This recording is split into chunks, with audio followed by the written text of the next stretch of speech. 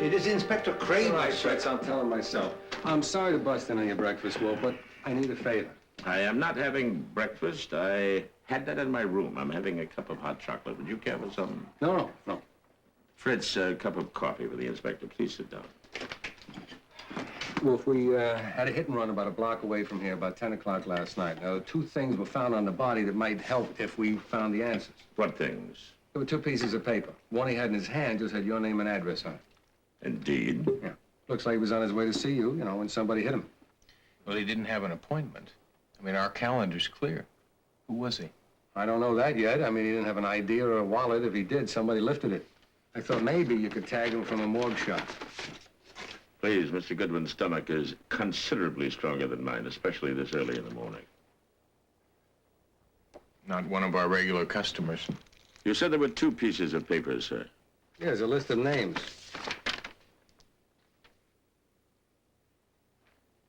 Blake Ritchie, Dorman Seville, Carling Stanholt, Luke Benjamin, etc., etc., etc. What about them, sir? We checked every name on that list. Telephone directories, auto registrations, driver's license, military records, fingerprints on file with the FBI, even property tax rolls. We went through every borough in the city, and nobody on that list exists in the city. I was hoping you could tell me something. Sorry, Mr. Kramer, they mean nothing to me. Excuse me, Inspector. Yeah, what? There's an ME case 2 blocks away. The precinct would like you to cover it. All right, I'll be right there. No, keep the list, and, if you come up with anything, I'd appreciate a call. And thanks for the coffee.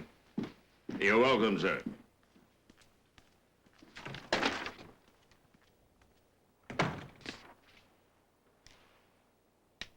Archie, do you know the mathematical probability of finding a list of names that does not contain the name of one living person? Incalculable. Oh, well, then let Kramer worry about it. And we don't even have a client. The victim would have been our client, Archie, had he reached our door.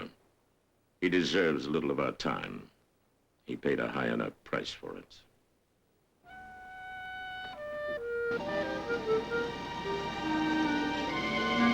I don't believe it. Not Claire. My sister wouldn't have taken her own life. Look, I'm really sorry, Miss Wellman, but according to the medical examiner, it appears to have been a mixture of sleeping pills and alcohol. She never took sleeping pills, and she didn't drink.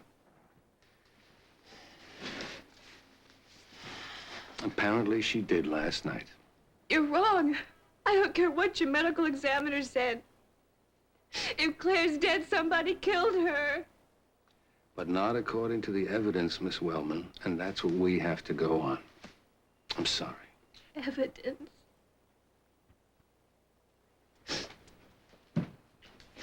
It's so easy, isn't it, Inspector?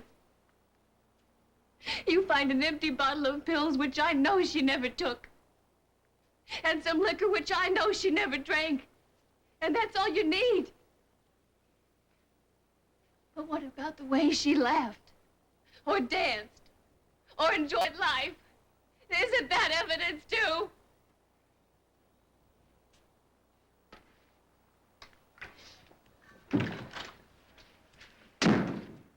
Yeah. Archie! This young lady is here to see Mr. Wolfe.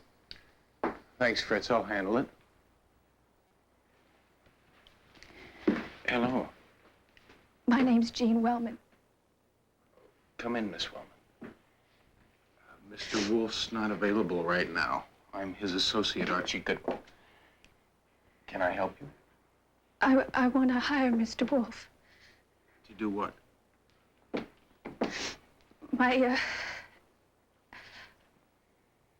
My sister, Claire, was found dead in her apartment this morning. The police insist she committed suicide. I'm sure she didn't. Why? Because I think she was murdered. And I think I know the name of the man who killed her. Blake Ritchie. Now, am I to understand, Miss Wellman, that you actually know a person named Blake Ritchie? That you believe he's responsible for the death of your sister? Yes. Do you know where he is? No. And why do you believe he killed your sister? Claire was a reader for a publishing house, Wainwright Press. About a month ago, she read the manuscript of a novel written by Blake Ritchie and liked it. One of Wainwright's top editors turned it down, but Claire believed in it, and she worked on it with the author. I spoke to Claire the day before the police found her. She told me Blake Ritchie had phoned her, and that he was coming to her apartment that night to work with her on the novel. Have you told this to the police? They only believe the medical evidence. Will you help me, Mr. Wolfe? I must know how Claire died. I have very little money, but I'll pay you what I can. We shall worry about that later, Miss Wellman, if at all. Our concern at the moment is finding the elusive Mr. Ritchie.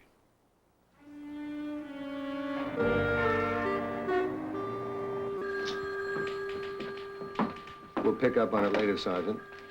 You told me on the phone Wolf has something I can use. You remember Claire Wellman? Pills and booze. Why? She worked for a publishing house, right? If that's what it says in the file. Okay, see if this is in the file. A month ago, she read and Wainwright Press turned down a novel written by a man named Blake Ritchie.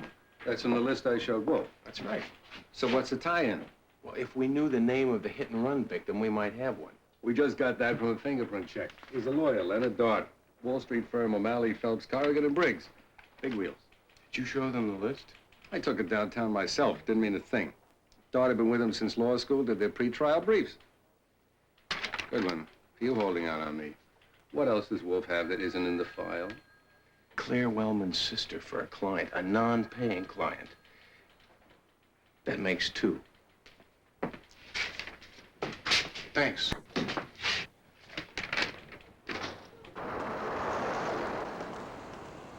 Jean, I want you to think carefully.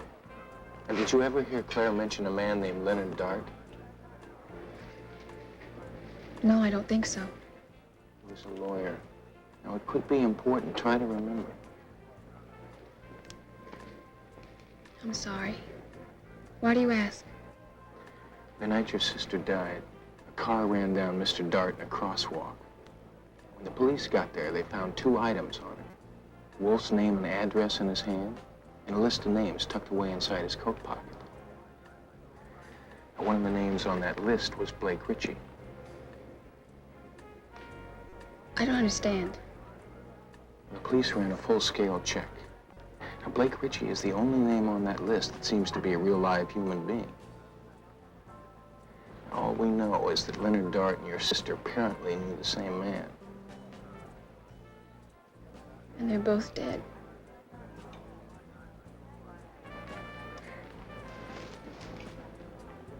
Look, I want you to go back over the Blake Ritchie thing. Now, first of all, if your sister liked his manuscript so well and made a pitch for it, why was it turned down? Claire said it was the first thing he'd ever written. It needed revisions. She tell him that? Mm-hmm. And the note she sent back with the manuscript. Then what? I told you. She offered to help him revise it. Did they always work at her apartment? No, most of the time I think it his. She once gave me a phone number where she could be reached if I needed her. Or do you still have it? Yes, I think so. At home, it's on my memo pad. Maybe we're about to meet our mystery man.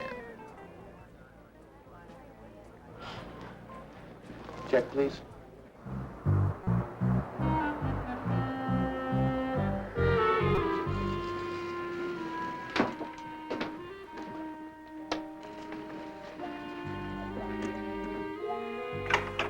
Is there a double lock on your door? No. Get out!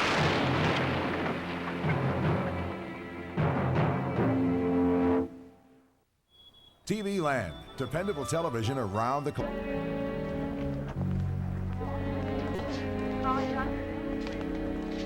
Archie. Hey, Saul. Is everything okay at the house? You had the whole shebang worried. Theodore, you came down from the plant room. Wolf thought you were a goner.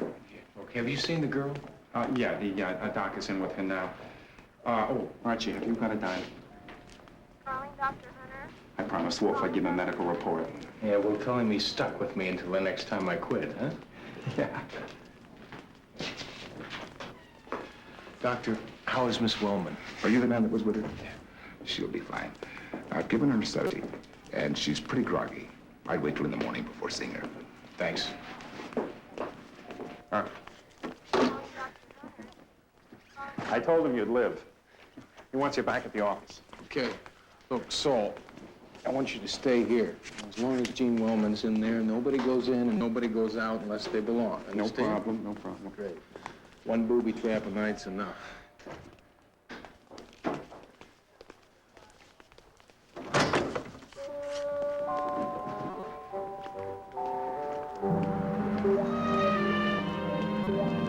Yes, it seems the more we learn about Blake Ritchie, the safer Miss Wellman will be. You think he booby-trapped her door because of that number? Well, I instructed Saul to search what was left of the apartment, yes. Well, the number was on a memo pad. It did not survive the explosion, Archie. In any case, I doubt that the phone number was the motive. He had merely to break into Miss Wellman's apartment and remove it if the phone number was his primary target. Obviously not. What he wished to remove, apparently, was Miss Wellman herself. Why? Because she represents a danger to him. Knowledge, Archie. Knowledge is always dangerous, conscious or unconscious. You mean she knows something she doesn't know she knows? Precisely. I would suggest that when Miss Wellman leaves the hospital, you persuade her, for her own safety, to move in here. The room next to yours would be safest, I believe. Anything to help solve the case. I can only tell you what I've told the police, Mr. Goodwin. We hardly ever read first novels or unsolicited manuscripts, but because Claire Wellman recommended the Blake Ritchie submission so highly, I did glance at it. Was it as good as she said? I'm afraid not. I only read 10 pages. And rejected it? Mr. Goodwin, I've rejected a manuscript based on 10 sentences. Do you happen to remember the title? I believe it was called Put Not Your Trust. Would you forgive me? I have a very full day. Yes. Reading 10 sentences at a time can be tiring. Thanks anyway.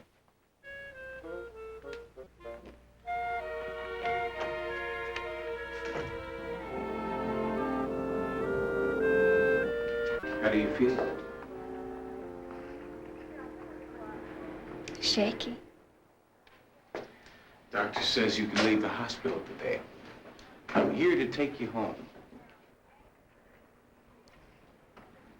Home. That went up in smoke. I'm taking you to Nero Wolfe's place. Thank you, Archie. But I can stay in a hotel. You'll be a lot safer in one of our guest rooms. Safer? We never know what room service might send up in a hotel. Listen, I barged into Wainwright Press this morning. Editor with a Radcliffe accent gave me the title to Blake Ritchie's novel, Put Not Your Trust. Put Not Your Trust? That light a fuse? That's the manuscript I saw in Claire's place. It had a gray cover and Blake Ritchie's name on it. Did Claire ever tell you what the book was about? A law firm. Well, not the plot. But it was about people who all worked for this big New York law firm. Law firm. Does that help? It helps a lot. Once we get you settled in, I think I've got a date with O'Malley, Phelps, Corrigan, and Briggs. It's where Leonard Dart worked. Good morning. I'm from Nero Wolfe's office. I'd like to speak to someone about a Mr. Leonard Dart. Mr. Dart is no longer with us. I know he isn't. It's the secretary that I'd like to see. That would be Elizabeth Marsh. Liz, this gentleman wants to talk to you about Mr. Dart. Are you another policeman? Well, not exactly, Miss Marsh. I'm a private detective. My name's Archie Goodwin. I'd rather not talk about Mr. Dart anymore. To anyone. Not even about his murder? Murder? Mr. Dart's death wasn't an accident, Miss Marsh. There's an empty office over here. Thank you.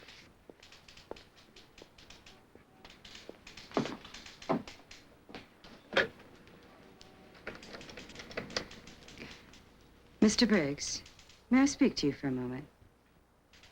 Thank you.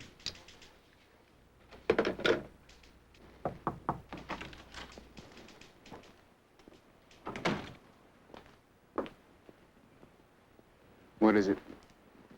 There's a Mr. Goodwin here. He's a private detective. He's talking to Elizabeth Marsh. What does he want? He said it was about Leonard Dart's murder. You mean vehicular homicide, Miss Johnson? No, Mr. Phelps. He said murder. I thought you ought to know, sir. Particularly since Elizabeth took Mr. Dart's death so personally. That's very thoughtful of you, Miss Johnson. Thank you.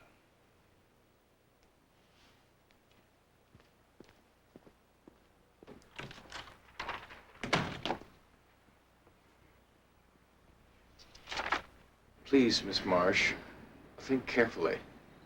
Was there anything worrying Mr. Dart? Anything you thought unusual? Yes, there was, now that you mention it. What? Well, for months he'd been working late. I mean, Leonard, Mr. Dart, was strictly a 9-to-5 person. It had to be something special to keep him after office hours.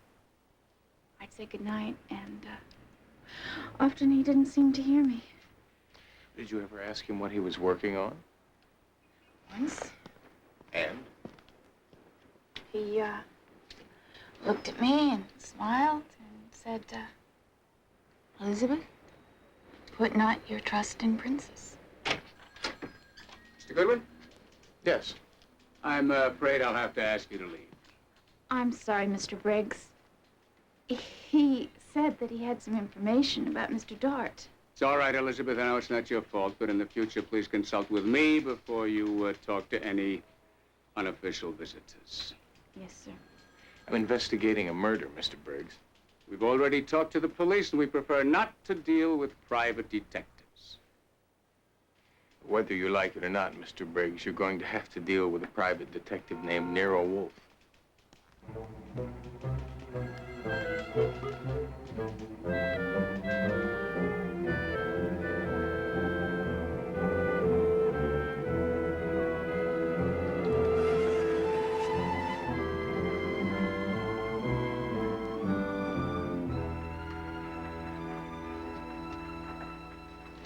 Mr. Goodwin? Yes. Briggs bounced you off the premises? I'll bounce back. That's the stuff. Never let a lawyer push you around. I'm Ryan O'Malley. That O'Malley? Retired. 6 months. What got Briggs so sore at you? Slight case of murder. Leonard Dart? Did you know him, Mr. O'Malley? Know him. I hired him. I think perhaps we should discuss the matter over lunch, don't you? Thanks. I hate to eat alone. And Nero Wolfe is convinced that Leonard's death was no accident? I'm convinced, too. But you questioned Liz Marsh. Why? You think the killer might be a member of our law firm? Well, someone killed him. I'm just running down stuff the cops might have missed. Look, Goodwin, I founded that firm. I was a damn good trial lawyer in my time before I hung up my spikes. I made O'Malley, Phelps, Corrigan, and Briggs what it is today. The best legal team on the street. I'm on the sidelines now, but I don't want to see that reputation tarnished. I can understand that. If Leonard was murdered, I want the matter investigated. If the killer is a member of my firm, I want him found, prosecuted, punished. But I want to know who he is. And I want to know it before the police do. Give Mr. Wolfe a call and see if he's interested. I'm willing to pay any reasonable fee. You just made my job a little easier. Thanks for lunch.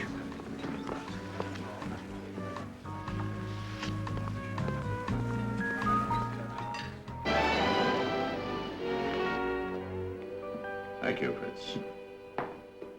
Is Jean okay? She's upstairs. The young woman seems to think well of you, Archie. As apparently do an increasing number of young women. That's because I'm shy. The ladies like that. Of course, most of them get married to someone else and move out to Scarsdale. You're quite sure about what Elizabeth Marsh said? Well, she was the only one in that office who seemed shook up about Leonard Dart's death. The rest of them, well, they're lawyers, or they work for lawyers, which says it all. All right.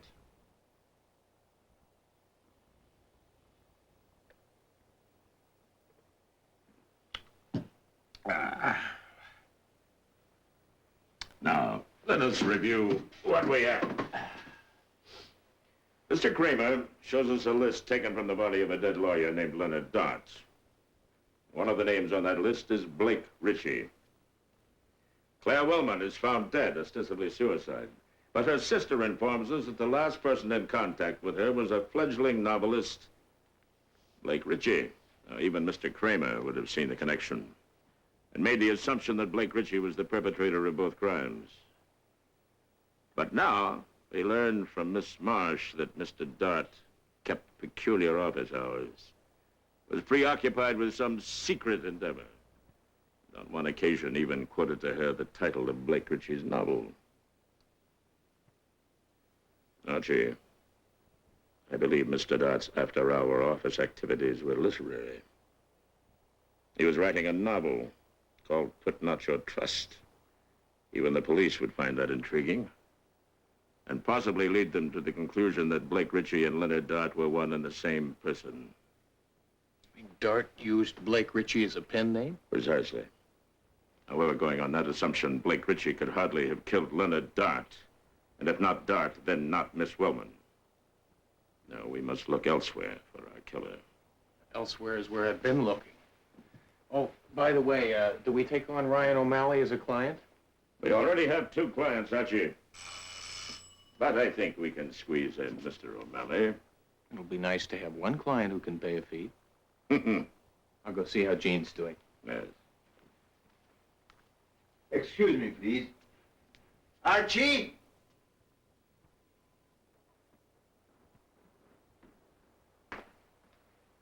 Thank you, Fritz. Yes. I'm Philip Corrigan. Of O'Malley, Phelps, Corrigan, and Briggs? That's right. What can I do for you, Mr. Corrigan? 2 things. You can let me in, and you can tell me what Ryan O'Malley said to you at lunch. Mr. Corrigan, what Mr. O'Malley said or did not say to my associate at lunch is privileged information. As a lawyer, you should know that. Look here, Mr. Wolfe. If you're conducting an investigation of our firm, my partners and I have the right to set the record straight. Ryan O'Malley's name is on the door, but he doesn't speak for the firm anymore. Fair enough. If you and your partners wish to discuss the matter more fully, you will come here to dinner. Dinner? All of us? Tomorrow, sir, promptly at 7. Come, Mr. Corrigan, you ring my doorbell. You demand an entrance. I extend an invitation, and now you hesitate. We'll be here. Satisfactory. Good day, sir.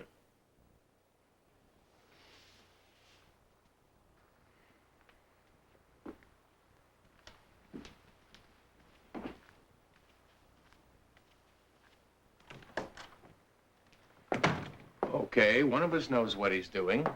The only problem is, who tells Fritz we're going to have 6 for dinner? Ooh.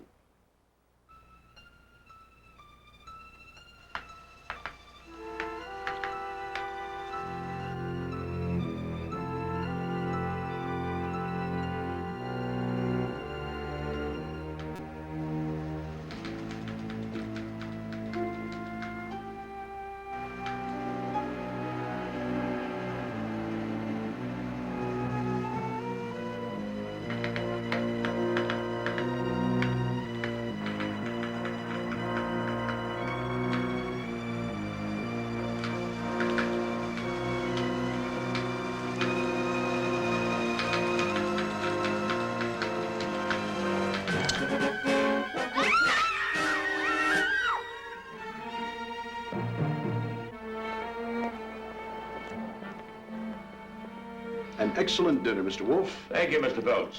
I think you will find the port excellent as well. Can we get down to business now, Wolf? To begin with, let's make it clear that this is a confidential conversation. Yes, Mr. Corrigan, but not privileged. I am not your client. I'm going to put my cards right on the table. Frankly, our firm is in a highly vulnerable position. We've had about as much scandal as we can absorb. Scandal? One of the estates represented by our firm has had $2 million embezzled from it. Damn it, George, that's not true. Nobody ever proved embezzlement. He's right, Mr. Wolfe. Negligence, that's all. All right, negligence. But still, there was $2 million missing from an estate that our firm handled. Now, we avoided the scandal. We made up the shortage. We replaced the cash. But you can understand what this business with Dart would do to our firm if it ever hits the newspapers. Especially a murder. 2 murders, Mr. Corrigan. And an unsuccessful attempt at a third.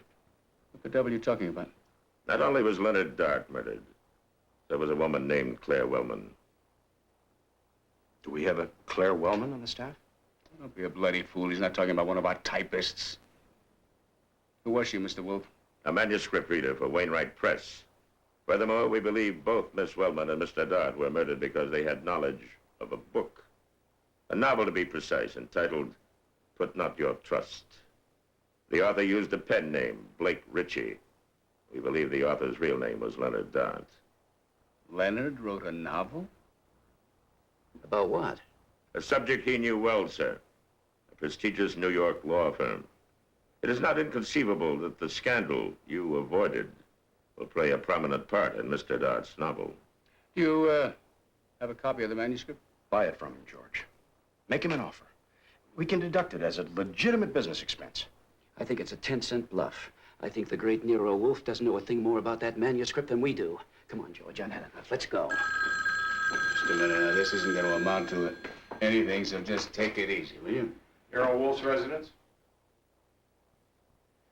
That's Inspector Kramer. Yes, Mr. Kramer. What? When? Thank you, sir.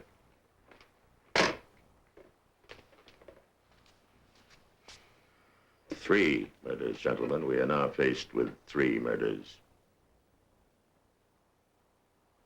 The devil do you mean? Who's been killed? The police just found Elizabeth Marsh strangled in the computer room of your offices.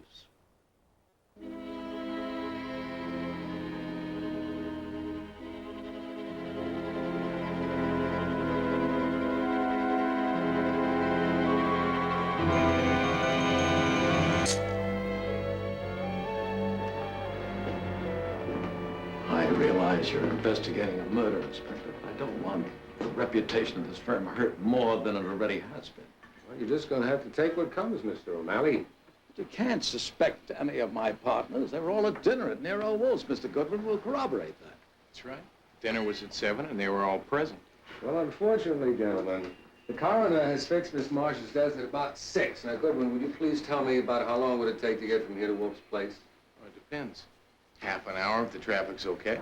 Which means that all of them had the time to kill Miss Marsh and still get there in time for Wolfe's dinner. You're wrong, Inspector. I'll vouch for my partners. And let me warn you, a false arrest and you'll have a lawsuit on your hands. We're going to try to solve this case, Mr. O'Malley. Anything else, you can take it up with the DA.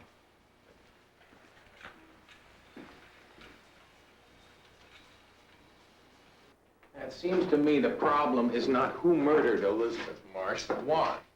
No, Archie, the problem is where. Okay. I slept too late, and the last thing that functions in the morning is my head. All right.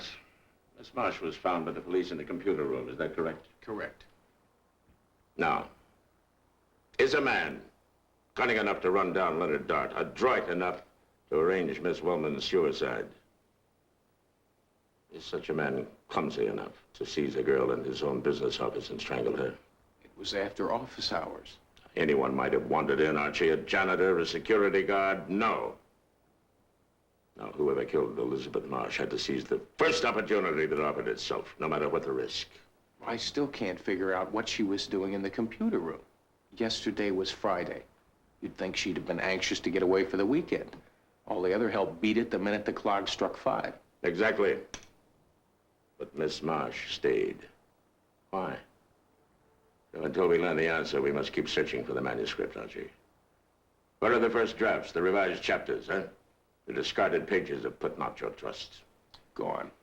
Dart's apartment was clean. So was his desk at the office. Probably shredded or burned, I'd say. Now, the killer probably got the only copy when he killed Claire Wellman. Precisely. And the answer we are looking for is in that book. And I would suggest that the secret of its location, if the book exists, still lies somewhere in Jean Wellman's memory. Jean, I want you to think about Claire as though she were alive and in this room talking to you. Nero Wolfe thinks that the answer is in your memory. That's the only chance we've got left. You go through with it.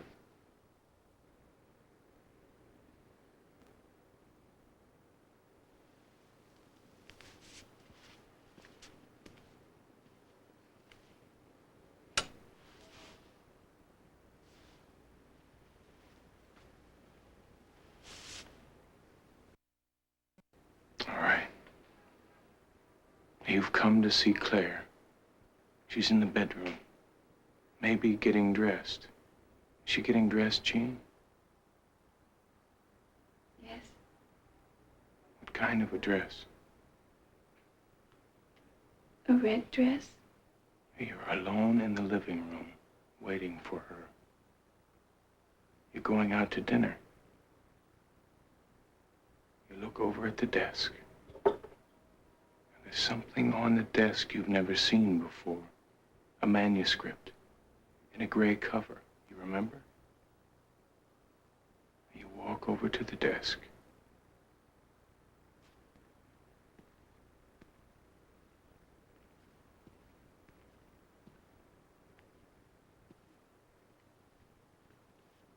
Pick up the manuscript. Read the title. What is it? Put Not Your Trust. And the author's name? Blake Ritchie. You flip it open. Start to read at random. Then what?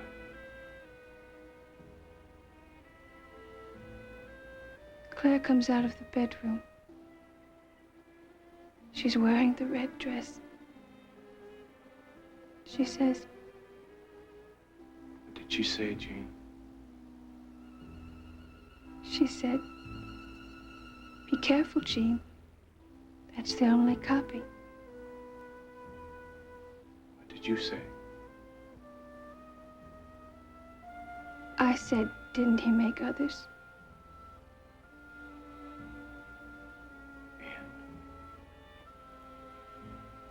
Now, what did Claire say to that? Think, Jean. She said, "Well, I suppose so." He said he could get as many copies as he wants. As many copies as he wanted, anytime he wanted them. That's what her sister told her. What do you know about computers, Archie? They operate on memory banks, is that not so? Whole banks of them sometimes. And a word processor? Well, they're word banks.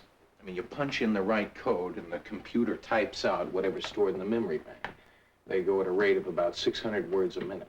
And one could therefore reproduce, say, an entire novel, given the proper command. You could retrieve the information from the entire Encyclopedia Britannica with a computer chip the size of your fingernail. Now, perhaps, Archie, that is where Leonard Dart stored his novel. Satisfactory. Yeah, but we still need the code. Have we got it? Certainly Leonard Dart had it. Possibly he told it to Miss Marsh. Or she guessed and was trying to retrieve the novel after you told her Dart had been murdered. So the killer saw her in the computer room, felt threatened, and he killed her. Precisely. Well, that still doesn't give us the code. But we do have an essential part of any book, do we not? Yeah, the title. Put Not Your Trust. In princes, Miss Marsh added. Shakespeare? Not all quotations come from the immortal bard, Archie. On the second shelf of the bookcase, right-hand corner next to Caesar's commentaries, you will find a copy of the King James Version of the Bible, if you please.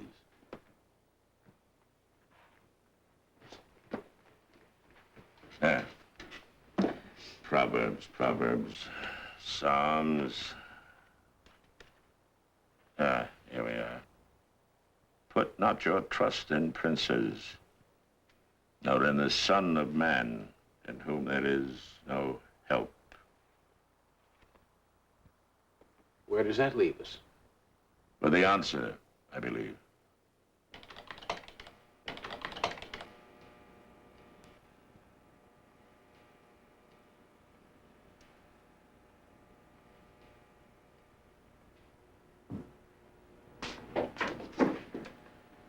Put not your trust got nothing. The machine just sneered at us and typed back 0 document. I should have known. Dart would not have made the code that simple. What do we try now? The title is from the 146th Psalm. Try 146P, Archie. Try 146P.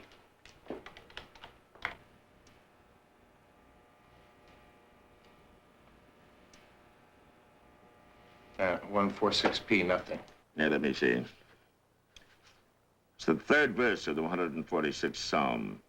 The lawyer, Dot, would have been a stickler for precision. Try 146P3. You try 146P again and stick a 3 on the end. 3? That's what he said.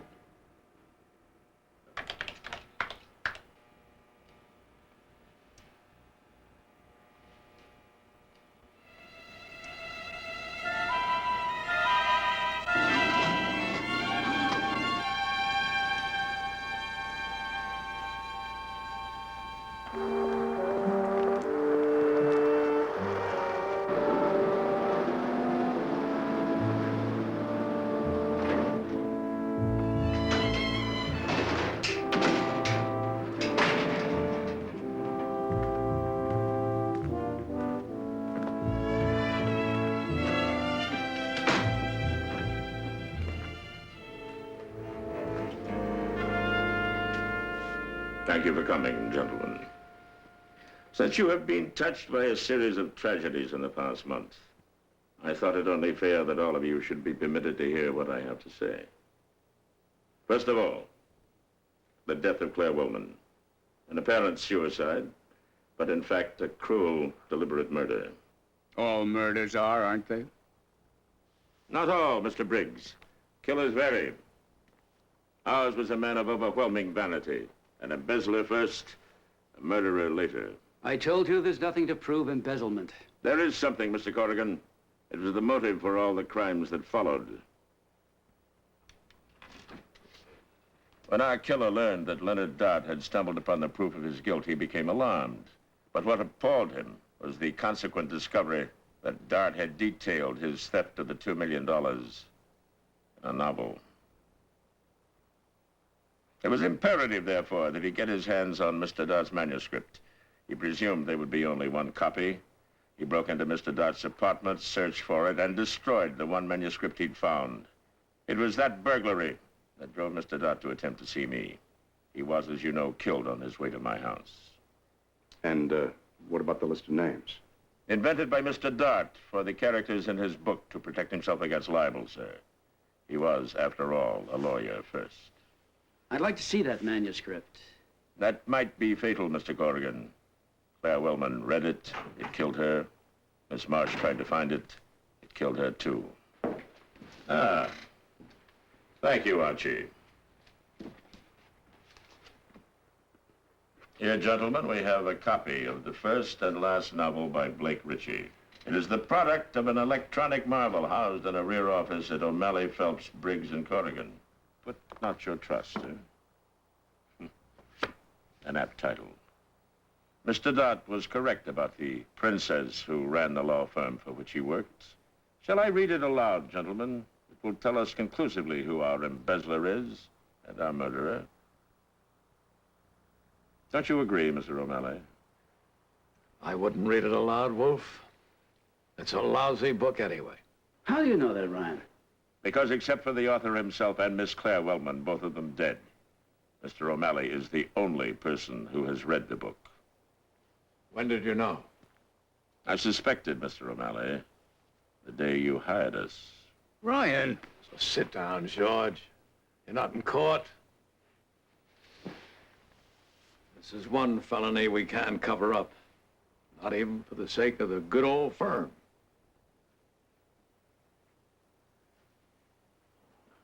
Can you wait just one moment, Inspector? I'd like to sum up for the jury.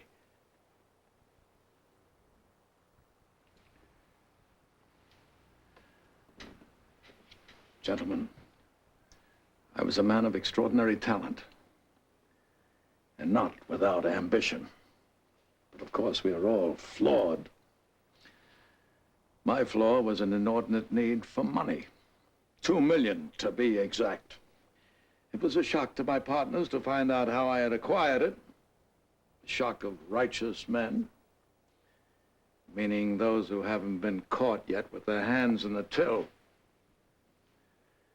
But we're very loyal at the firm. They didn't blow the whistle on me. They retired me. Retired Ryan O'Malley. I founded their firm.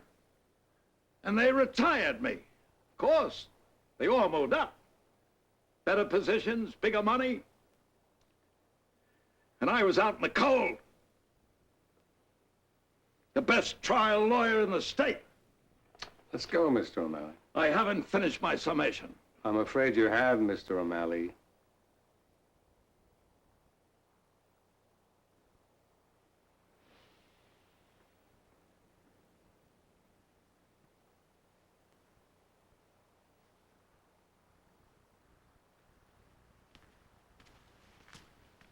The three of you conspired to condone a crime by covering it up.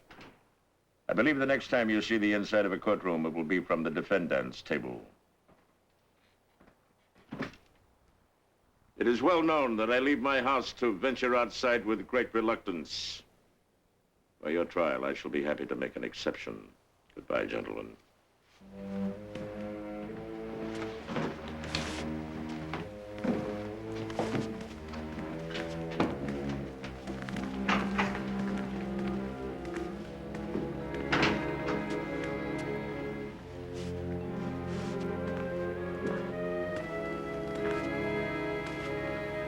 Some novels, RJ, write their own endings. Do they not?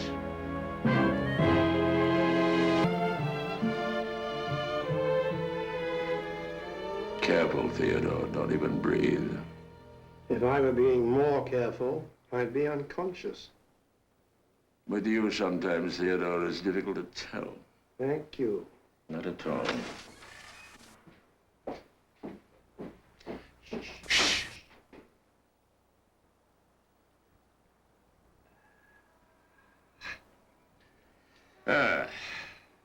Yes, Archie. Jean's leaving. She wants to pay her bill.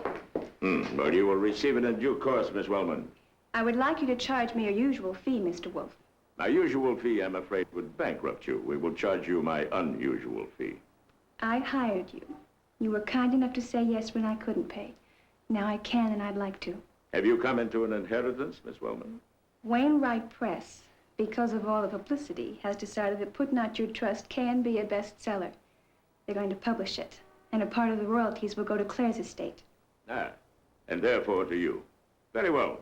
My bill will be adjusted to the sales charts of Mr. Dart's novel. Thank you for everything, Mr. Wolfe. For Claire, too. I am glad I could help. Goodbye. Goodbye.